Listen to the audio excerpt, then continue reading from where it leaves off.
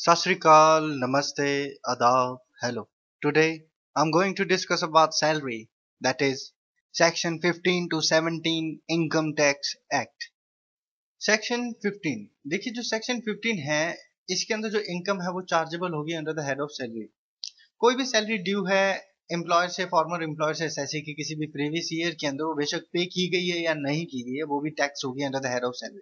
कोई भी सैलरी पे की गई है, अलाउ की गई है एसएससी को उसके एम्प्लॉयर द्वारा या उसके बिहाफ पे, वो बेशक ड्यू नहीं थी या ड्यू होने से पहले उसको अगर अलाउ की गई है या पे की गई है, वो भी टैक्स होगी under the head of salary. अगर कोई अमाउंट ओवर ड्यू है किसी सैलरी की जो कि पे की गई थी या अलाउ की गई थी to the SSC previous year के अंदर on behalf of an employer और अ फॉर्मर एम्प्लॉयर, अगर वो चार्ज नहीं है to income tax for any early previous year, वो भी टैक्स होगी under the head of salary.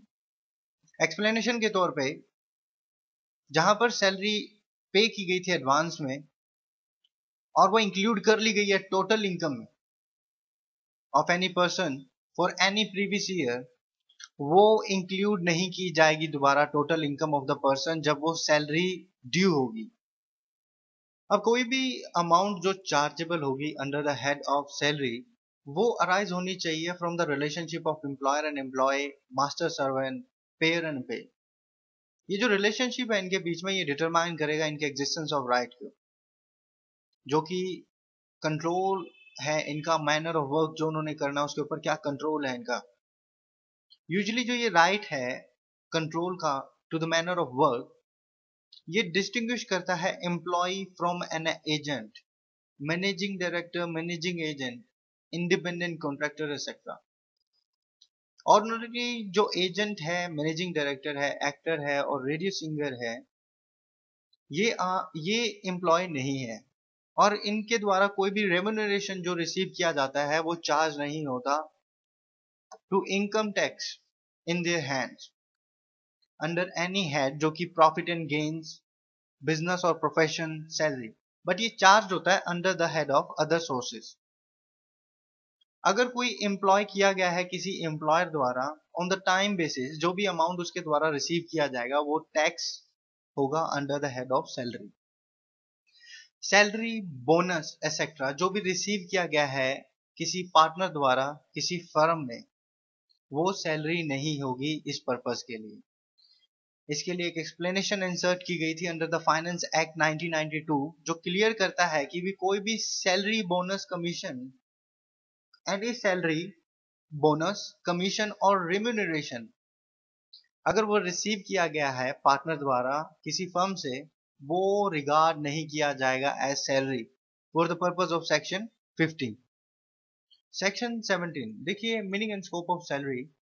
जो सैलरी है ये इंक्लूसिव डेफिनेशन है, इसमें इंक्लूड आते हैं वेजेस जो कि पे है किसी लेबर वर्क के लिए, यूजुअली मैनुअल और मैकेनिकल वर्क होता है, टेम्परेरी और परमानेंट बेसिस के लिए हम किसी को हायर करते हैं किसी सर्टेन टाइम पीरियड के लिए, उसे हम वेजेस देते हैं।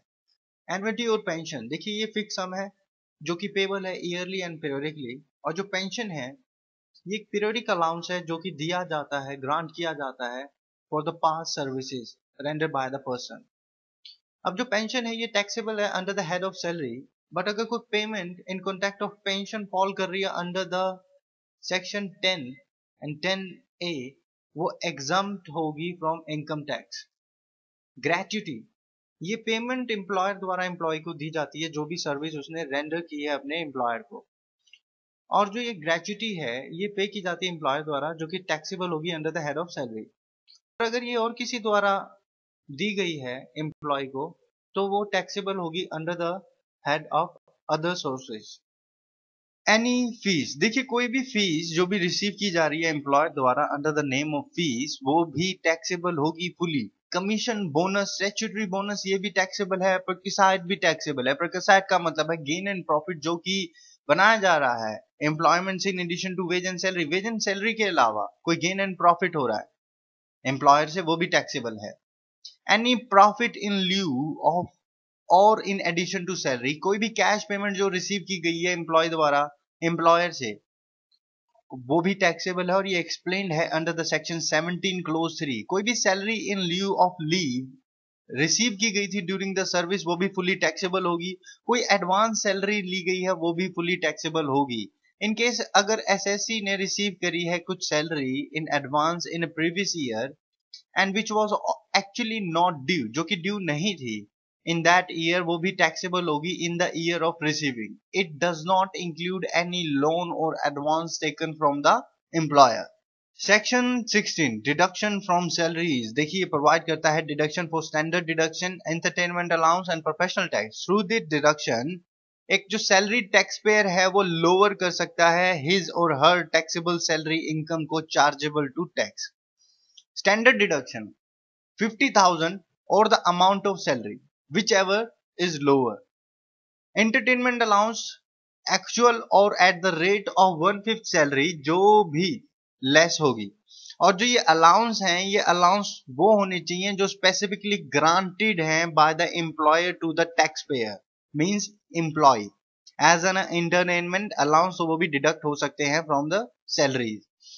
एम्प्लॉयमेंट टैक्स, ये जो डिडक्शन है ये अलाउ किया जाता है for tax on employment under section 16 clause 3 of the income tax act.